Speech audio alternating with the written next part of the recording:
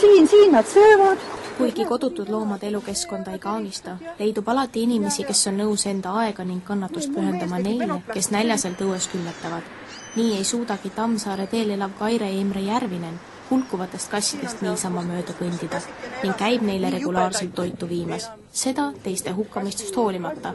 No täna hommikul sain alles sõimata siin ühe naise käest, et te sõidate siin kodutuid kasse.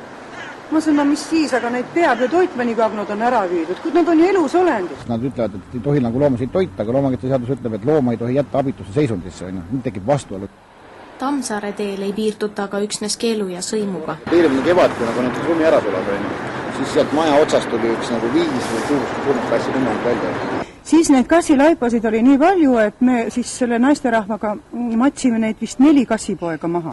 Et kasse tõepoolest julmalt tapetakse, tõestab Kaire kutsudes neid vaatama paari päeva taguse järjekordse jahi õnnetut ohvrit, et näidata, kui võigas vaatepilt avaneb iga päev läbi pargi kooli minevatele lastele. See ei ole autole jäänud.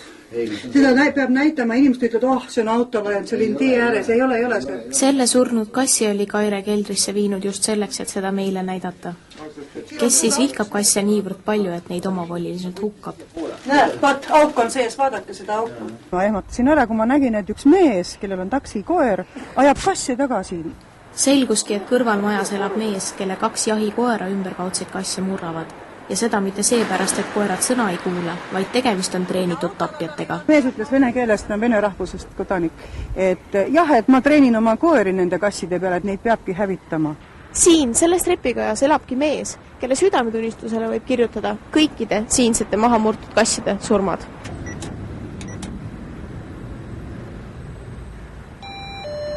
Korteris täna vastust ei tulnud, seda aga, et jah, pidevalt toimub, teavad pea kõik kohalikud. Kuid sellest rääkida, veel enamgi vahele astuda, julgevad vähesed. Mees on jõhkard, ta on julm, ülbe, ja muidugi memmed kardavad nagu, eks ju.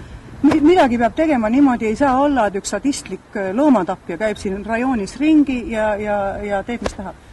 Pöördutud on nii politseisse kui munitsipaalpolitseisse, ent tulutult.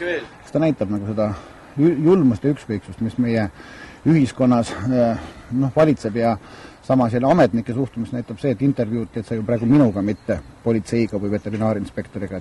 Sellise kassijahi puhul pole sugugi välistatud, et järgmiseks ohvriks satub mõni õues jalutav toakass. Seda aga, et kassi ja koerasõprade vahel selles piirkonnas kõik päris korras pole, näitab fakt, et pärast 7 uudiste kaamera lahkumist oli keegi kasside toidunõud koera väljaheiteid täis pannud. Seal varem olnud toit oli aga igasse ilmakaarde laiali pillutud.